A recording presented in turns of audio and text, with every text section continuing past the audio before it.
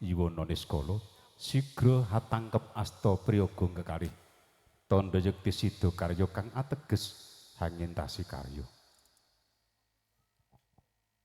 Para rawuh para lenggah hanyarengi purna tanggap wacana serah panampi samapting gati sawega karya Ibu Juru Sembogo nenggih saking Sanggaryas Rizki kepareng pratitsaken tata cara dedhaupan nyarengi tata cara dhaup sang temanten kapiring tengara monggang.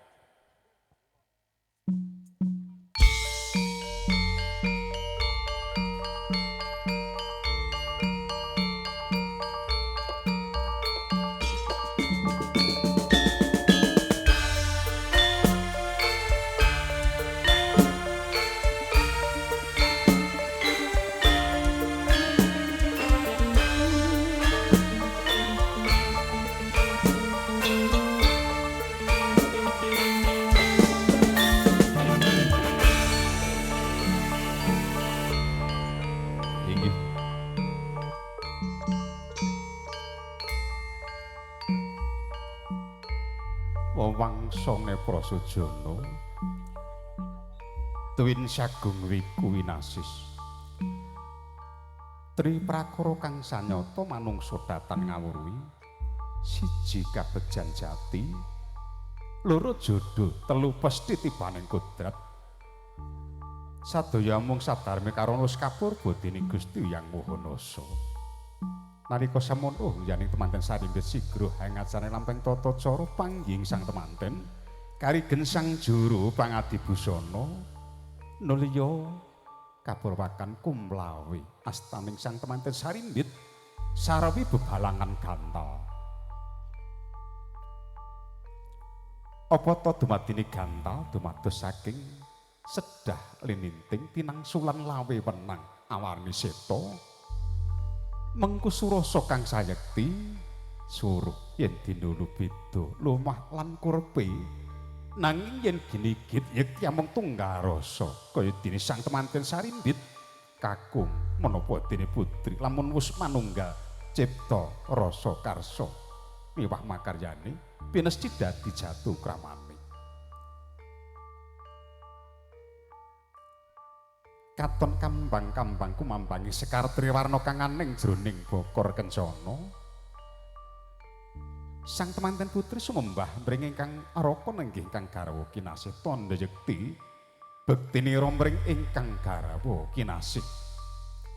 Saksana ing acarana napak kanangan tiga kang aning jroning bokor kencana turta dumadi tigan kang katemben-tembean.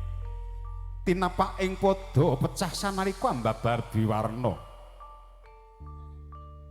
Seta myangrekta nadyanto mung katon semu dadi pralampita pecah ing pamarta manduk sang temanten Sarimbit ya dadi srana tumengkaring wiji trah tumraping darah saking para ingkang kepareng babar bebesanan ing antawisipun Bapa Wagiman sekaliyan garwa menapa dene Bapa Waisu sekaliyan garwa Ranu padha amejiki ampiyaning ingkang garwa tandha yekti ngicali Sukerta kang tumanduk wonten ing Jiwangga sang temanten Sarimbit.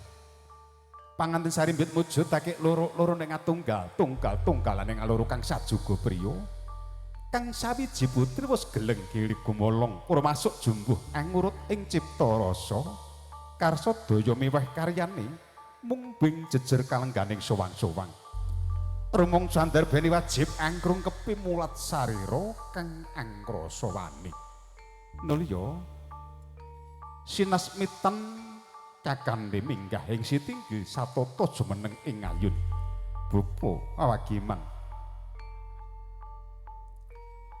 Anganti sang temanten Sarimbit minggah ing tapak arambating sasana pakajangan.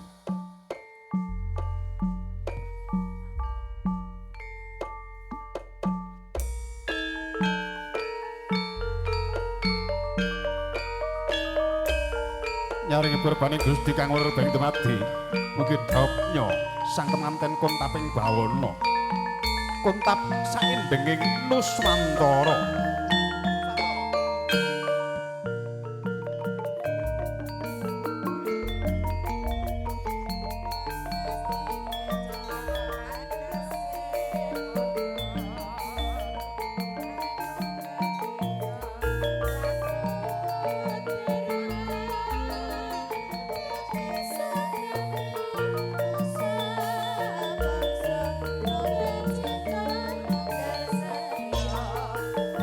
Dinasmitan Satata lenggah jajar wonten sasana Badra Suyasa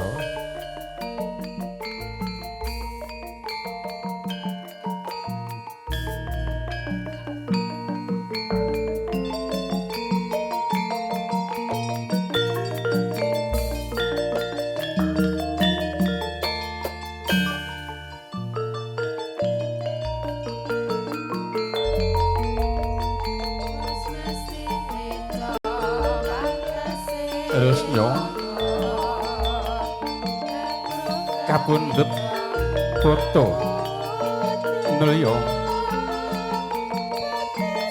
bapa wagiman hanganti kang garwa kinasih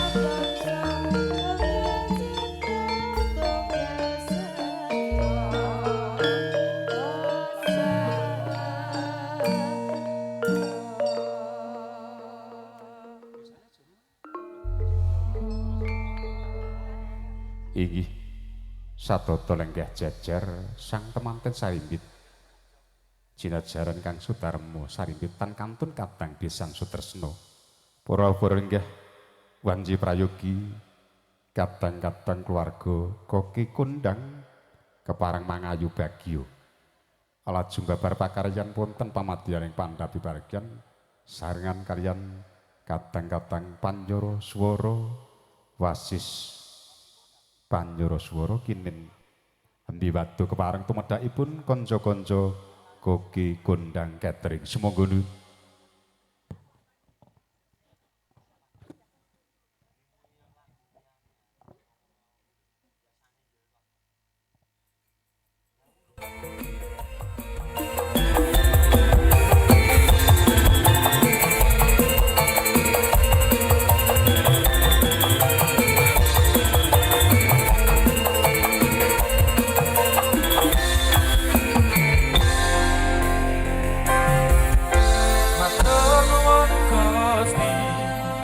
sambung diparingi koki kondang niki kata sing tresnani tak cokro nganggo tresno tak rumah nganggo rasa tak suwun lan tak ojo Gusti tansah berkahono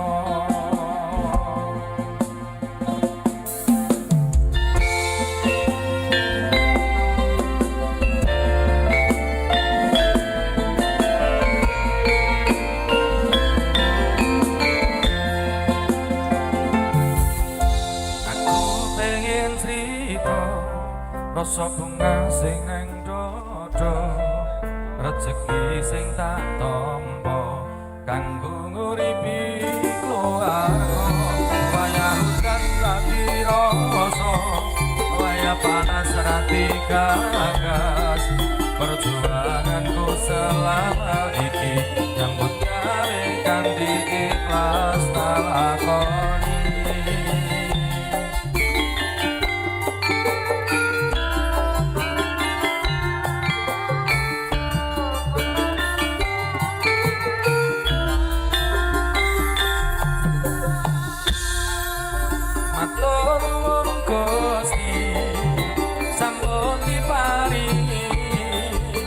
koki kondang iki kata sing tresnani tak cocok nganggo tresno tak umat nganggo rasa tak suwun lan tak ujo Gusti tansah berkahono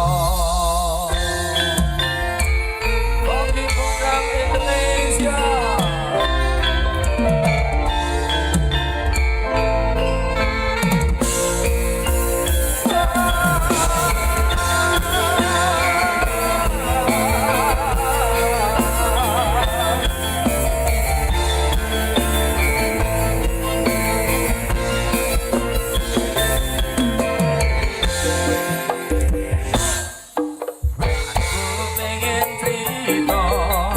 sokongnya sing neng dodo rezeki sing tak tampa kanggo nguripi keluarga wayah udan rati rasa wayah panas rati gagas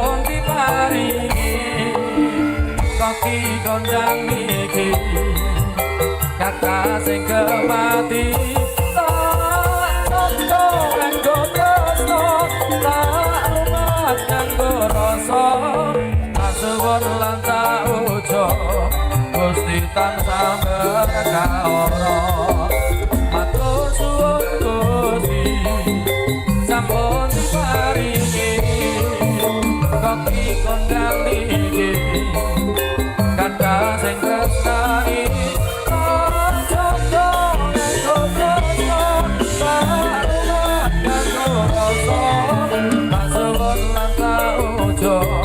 Gusti tansah berkaora tak suwun lan tak ujo Gusti tansah berkaora matur suwun Gusti berkah ingkang kula dampi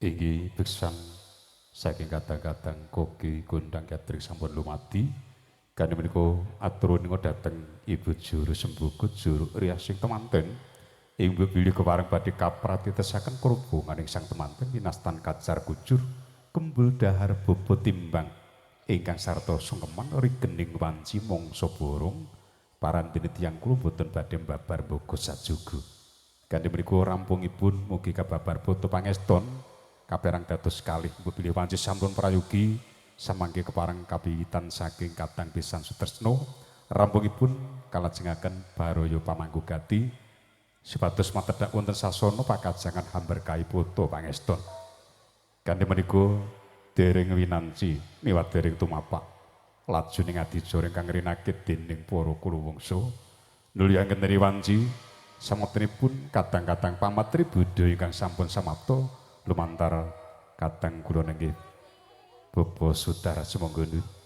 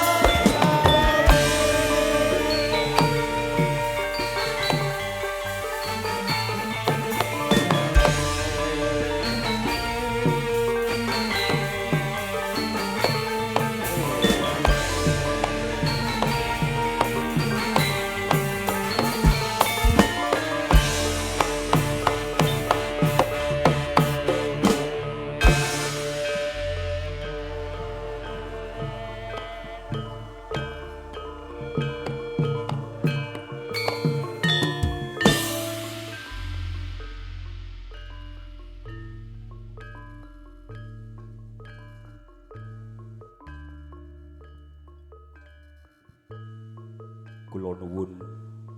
Bismillahirrahmanirrahim. Assalamualaikum warahmatullahi wabarakatuh. Awit sami hangraos manising maduka tresnan satemah Hyang Bawana Swamba Baradaya pangaribawa kawilujengan kabagyan mewah katentreman mugi tansah kasarira ing jiwangga kita ramentah sagung tumitah lumeber sagung dumadi mugi rahayu niskala. Nuwun kula nuwun kunjuk ing ngarsanipun para pepundhen sepuh bini sepuh aji sepuh mewah ingkang kasepuhaken ingkang sampun pono ing pamawas malebda ing pitutur tuhu anggung mastuti dhateng pepoyaning kataman ingkang tuhu kinabektin mewah pinundi para rawuh para lenggah kakung Sumawana putri miruganipun Baraya Agung Kadang Pisan Sutresna ingkang tuhu pantes nampi sagung pakurmatan para sutresna budaya para kadang werda muda sabaya yuswa ingkang tansah cinaket ing raos katresnan tuhu winantu ing suka rahayu. Ngaturaken pambagya wilujeng sonten saha wilujeng pepanggihan malih kaliyan prikanca pametri budaya campur sari janggep saksena ingkang kepareng dipun pangarasani Adimas Nyenyep Sukandar Esen kepareng mijil saking laladan Desa Tegal Mulya Kecamatan Kemalang Kabupaten Klaten Bersinar.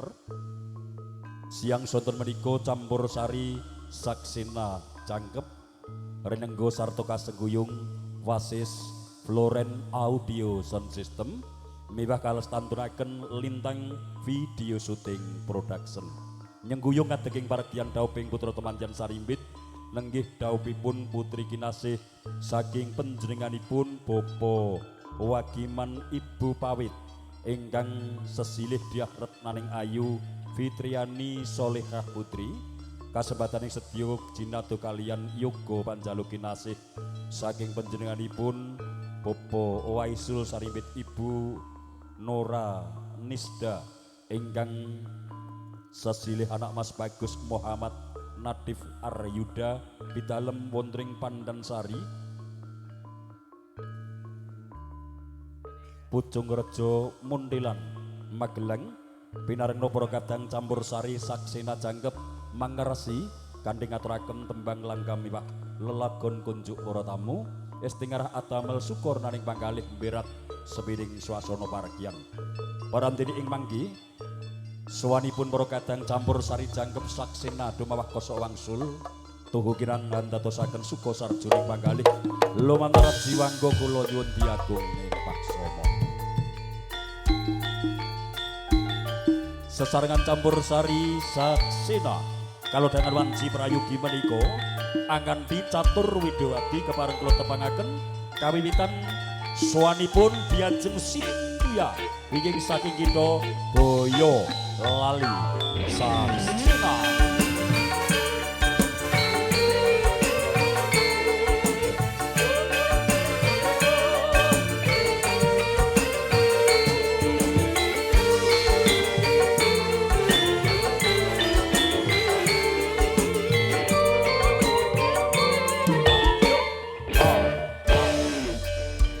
Diajeng Citra Margareta Klaten.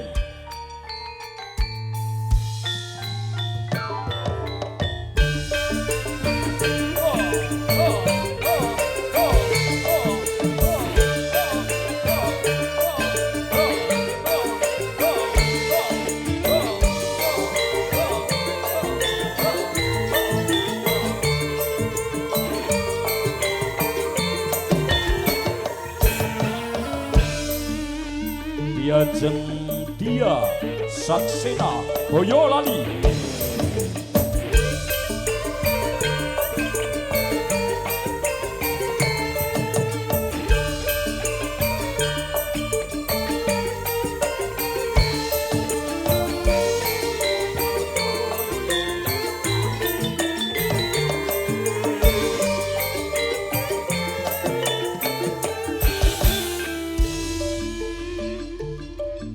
Wah Yuni Boyolali Saksena.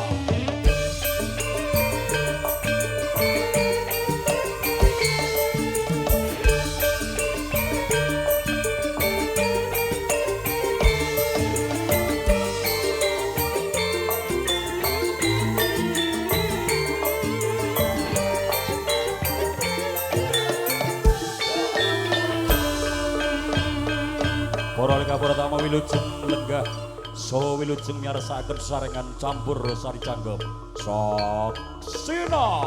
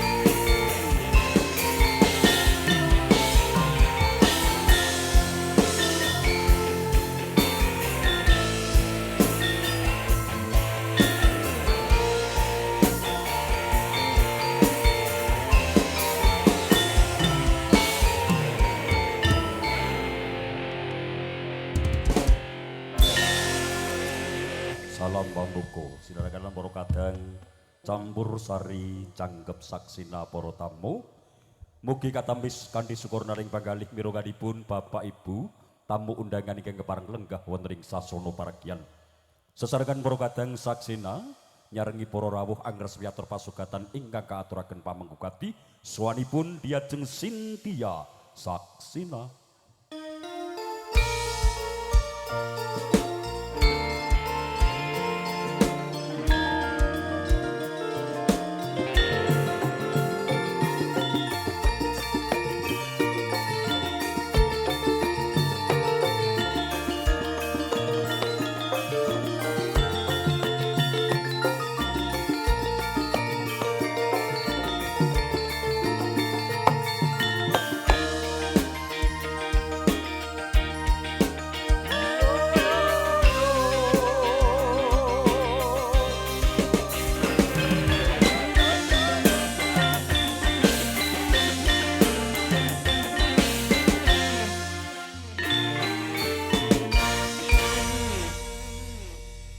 Alhamdulillah Mbak Sintia. Pak Sudar. Sinarengan campur sari saksina. Alhamdulillah saged sowan wonten wewengkon Wonodadi, Wonolela, Sawangan, derek Kabupaten Magelang. Selo 12 sithik bisa sowan kanthi jangkep Nggih, nggih. alhamdulillah saged Nggih. sowan. Pripun, Pak? Menika ingkang kepareng dawuh Mas Bagus Muhammad Nadif Arayuda kaliyan Mas Ayu Fitriani Solehah Putri. Mugi-mugi dawuhipun tansah pinayungan dening Gusti sembodo ingkang sinedya tumbuh ingkang kinayuh antut runtut pindha mimi amin tuna. Nggih, niki wonten request saking wingking, Pak. Oh, nggih. Raju Kewala. Oleh nggih. Nggih. Request apa Mbak Cynthia? Anu, bocah gunung mau. Oleh nggih. Para lenggah para tamu sinambi miarasaken matur pasugatan campur sari saksina kanthi tembang bocah gunung sawetawis kepareng ngresepi atur pasugatan ingkang katuraken ngarsa